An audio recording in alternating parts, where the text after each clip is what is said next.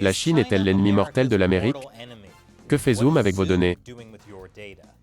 Et l'agression militaire chinoise monte en puissance. Cela et plus encore sur les titres d'actualité de la Chine de cette semaine. Bienvenue à Chine non censurée, je suis Chris Chappell. YouTube a discrètement désabonné des gens à nouveau. Alors assurez-vous que vous êtes abonné. Appuyez sur ce bouton like, et revérifiez souvent, parce que YouTube ne vous dit probablement pas quand nous avons de nouveaux épisodes. Joyeux Noël! La Chine est l'ennemi mortel de l'Amérique. Du moins, selon Peter Navarro, conseiller du commerce extérieur de la Maison-Blanche. C'est un rival stratégique, mais c'est aussi de plus en plus un ennemi mortel. Ils s'en prennent à nous, Peter, de tant de façons différentes. Je pense qu'il veut dire qu'ils étaient déjà un ennemi mortel, comme Scorpion. Mais maintenant, ils sont un ennemi mortel encore plus effrayant, comme Goro. Mais de quelle manière? La Chine s'en prend-elle aux États-Unis? Eh bien, voyons voir. Vous avez peut-être entendu parler d'une application appelée Zoom. Vous l'avez très probablement utilisée pour remplacer l'interaction humaine normale, grâce à la pandémie de coronavirus, dont le Parti communiste chinois est responsable. Et il s'avère que Zoom a travaillé en étroite collaboration avec Pékin. Les procureurs fédéraux accusent un cadre de Zoom de travailler avec le gouvernement chinois pour surveiller les utilisateurs et supprimer les appels vidéo. Zoom dit qu'ils offrent le bonheur. Cette devise est un mensonge. Chaque fois que nous utilisons Zoom, nous sommes tous profondément malheureux. Surtout si vous travaillez avec ce type. Mais vous savez qui est heureux? Le PDG de Zoom, Eric Yuan, qui vaut maintenant 3 milliards de dollars.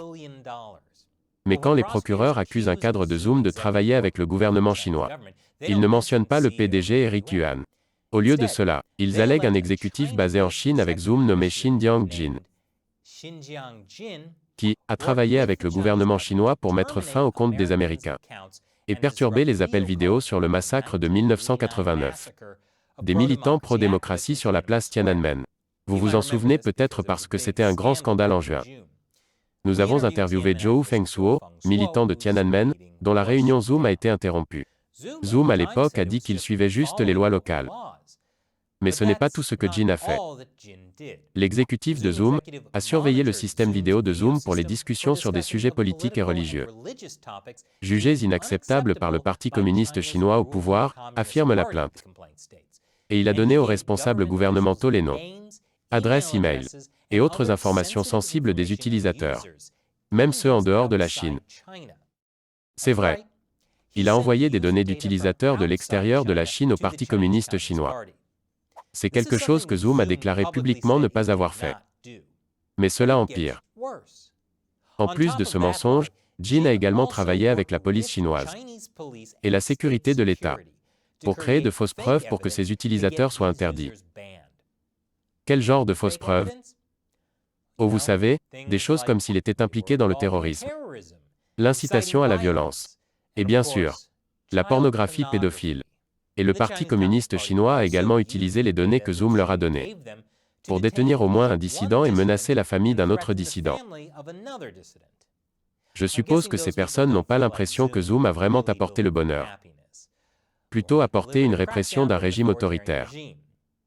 Que fait donc Zoom maintenant? Eh bien, il est clair, d'après la plainte pénale, que Jin travaillait avec d'autres employés de Zoom aux États-Unis pour interdire les utilisateurs et les réunions. Zoom a donc licencié Jin et mis les autres employés en congé. Et ils disent avoir lancé une enquête interne. Zoom s'est engagé à faire mieux, mais en même temps, l'entreprise minimise encore ce qui s'est passé. Par exemple, Zoom dit qu'ils n'ont pas fourni au gouvernement chinois les données des utilisateurs non chinois, à l'exception des données des utilisateurs pour moins de 10 utilisateurs individuels. Ouais, nous n'avons pas totalement donné les données d'utilisateurs au Parti communiste chinois, excepté quand nous l'avons fait. Mais ne nous focalisons pas sur cette partie. Avons-nous mentionné que nous apportons le bonheur? Ainsi, vous pouvez voir pourquoi le conseiller au commerce extérieur, Peter Navarro, dit que la Chine s'en prend à nous de tant de façons différentes. Cette semaine, il n'y a pas eu que le fiasco de Zoom. Le régime chinois s'est engagé dans une surveillance massive des téléphones portables des Américains. C'est ce qu'indique un nouveau rapport d'Exige Media, une société de cybersécurité basée à Washington. Ils ont découvert que l'opérateur de télécommunications publique China, Unicom, était la principale source d'attaque contre les utilisateurs de téléphones portables américains sur les réseaux 3G et 4G en 2018. Il est donc clair que la seule solution est la 5G Huawei. Mais si c'est Mortal Kombat, les États-Unis ripostent. Mortal Kombat nous a préparés au coronavirus. La semaine dernière, les États-Unis ont ajouté plus de 60 entreprises liées à l'armée chinoise à une liste noire. Le ministère du Commerce signale la fusion militaro-civile de la Chine. C'est fondamentalement une nouvelle politique en Chine, qui signifie que n'importe quelle soi-disant compagnie privée en Chine doit remettre ses produits à l'armée du Parti communiste. Ce qui veut dire qu'il n'y a pas d'entreprise privée en Chine. Et pour en savoir plus sur la façon dont le Parti communiste chinois contrôle tout en Chine, restez à l'écoute après cette courte pause. Bienvenue à nouveau. Le Parti communiste chinois contrôle tous les aspects de la société chinoise. Et le parti est plus qu'heureux que le peuple fasse des sacrifices au nom du parti. Je suis sûr que c'est ce que les gens veulent. Des millions de personnes voient leur électricité rationnée. Des villes entières sont tombées dans le noir. Les fonctionnaires d'au moins 3 provinces, où vivent plus de 150 millions de personnes au total, ont émis des ordonnances limitant la consommation d'énergie, mettant en garde contre d'éventuelles pénuries de charbon. Wow, c'est dur. Peut-être que le parti n'aurait pas dû interdire les importations de charbon en provenance d'Australie. Les pénuries d'électricité mettront évidemment beaucoup de Chinois en colère. Mais le Parti communiste sait comment s'en occuper. En les distrayant par la guerre. Des avions chinois ont rejoint la Russie pour entrer dans la zone de défense aérienne de la Corée du Sud. Ce n'est pas tout à fait nouveau. En juillet de l'année dernière, des avions de combat sud-coréens ont tiré des centaines de coups de semonce en direction d'avions militaires russes, lors d'une patrouille aérienne conjointe avec la Chine, lorsqu'ils sont entrés dans l'espace aérien sud-coréen. La Chine a nié tout acte répréhensible, parce que envahir l'espace aérien d'autres pays, c'est tellement bien. Et pourquoi avoir un seul front de bataille quand on peut en avoir deux? Taïwan a dû faire appel à des navires et des avions lorsqu'un transporteur chinois est passé devant l'île. Le ministère taïwanais a déclaré que 6 navires de guerre et 8 avions de l'armée de l'air ont été envoyés pour monter la garde et surveiller les mouvements des navires chinois. Bon, ce jeu n'est plus amusant. Compte tenu de l'hostilité ouverte du Parti communiste chinois, il n'est pas surprenant d'apprendre que le Japon a approuvé un budget militaire record, avec de nouveaux jets furtifs et des missiles à longue portée. Et c'est également intéressant parce qu'il montre que l'actuel Premier ministre japonais, Yoshihide Suga, poursuit la ligne dure de son prédécesseur, Shinzo Abe. L'expansion militaire japonaise est controversée en Asie parce que, rappelez-vous l'agression japonaise avant la Seconde Guerre mondiale, mais la possibilité d'une agression communiste chinoise pendant la Troisième Guerre mondiale pourrait être un peu plus pressante pour les pays de la région aujourd'hui. Maintenant, au Canada. Plus tôt cette année, une entreprise chinoise a tenté d'acheter une mine d'or au Nunavut, la province la plus septentrionale du Canada. Bizarre, parce que le prix actuel de l'or rend cette mine d'or non rentable. Mais il se trouve que la mine se trouve à proximité d'un port maritime arctique utile, et aussi à quelques centaines de kilomètres d'une base du NORAD. Mais bonne nouvelle. Cette semaine, le gouvernement canadien a bloqué la prise de contrôle de la mine d'or du Nunavut. Pour des raisons de sécurité nationale. J'imagine qu'il n'y avait rien de tout ça. Cet humour de grande qualité est la raison pour laquelle vous regardez China Uncensored. Et si vous voulez en savoir plus sur ce qui se passe au Canada et en Chine, regardez notre prochain épisode de China Uncensored. Je serai Poutine sur cette chaîne lundi. Avouez-le. Vous m'aimez. Les choses ne vont pas bien pour les géants chinois de la technologie. Vous vous souvenez peut-être du mois dernier lorsque la Chine a bloqué l'introduction en bourse d'Ant Financial. C'était après que Jack Ma, fondateur d'Ant Financial, ait exprimé son mécontentement à l'égard des régulateurs chinois. C'est pourquoi Xi Jinping a personnellement imaginé que l'introduction en bourse d'Ant Financial serait bloquée.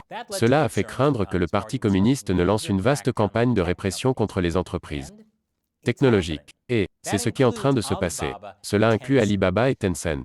Cela s'ajoute aux directives anti-monopole que le parti a formulées le mois dernier, à l'encontre de certaines de ces grandes entreprises technologiques. Et maintenant, Jack Ma chante un air légèrement différent.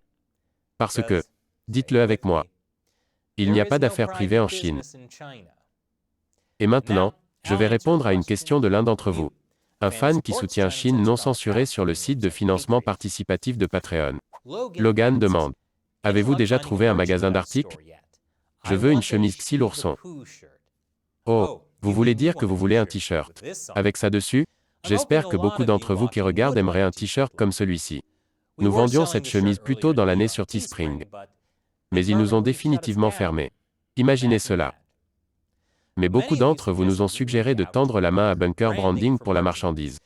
Et je suis heureux de dire que ça avance. Malheureusement, nous avons raté la ruée vers Noël.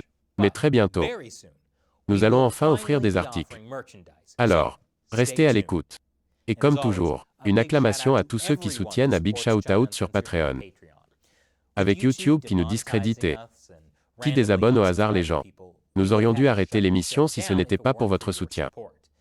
Si vous voulez rejoindre ce que j'appelle l'armée Chine non censurée de 50 centimes, dirigez-vous vers patreon.com/ChinaUnenSword pour apprendre comment vous pouvez soutenir l'émission. Et au cas où vous penseriez que nous avons manqué quelque chose d'important dans cet épisode, nous l'avons en fait enregistré il y a 2 jours pour que Seamus n'ait pas à faire de montage vidéo pendant Noël. Le Parti communiste chinois fait souvent des choses horribles à l'approche de Noël pour que les médias occidentaux ne le couvrent pas. Si cela s'est produit cette année, vous n'aurez qu'à attendre la semaine prochaine pour en savoir plus. Encore une fois, je suis Chris Chappell. Joyeux Noël à toutes et à tous. Bonne soirée.